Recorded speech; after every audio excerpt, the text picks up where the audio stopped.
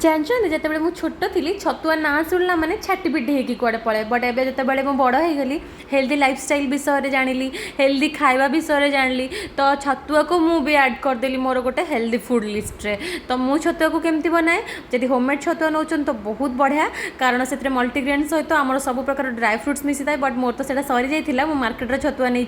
से सब प्रकार फ्रुट्स जहाँ भी घरे अच्छी सब छोट छोट काटी देकी ड्राई फ्रुट्स सब मुझे ऐड कर दिए ताको आहुरी हेल्दी करने आपण कौन करेंगे चीनी को स्किप करदे आउ हनी कि जागरी पाउडर ऐड करेंगे अदरवाइज फ्रुट्स तो ऑलरेडी ही मीठा थाए। तो छोट पिला जो मैंने छतुआ न भी खाऊे ना यहाँ एत टेम्पटिंग देखा जाए आउ एत टेस्टी देखा जाए माने टेस्टी लगे छुआ मैंने भी खाईदे छतुआ आ बड़ लोक मैंने आम जमी जो मैंने ऑफिस गोइंग अच्छा जो मैंने स्टूडेंट अच्छा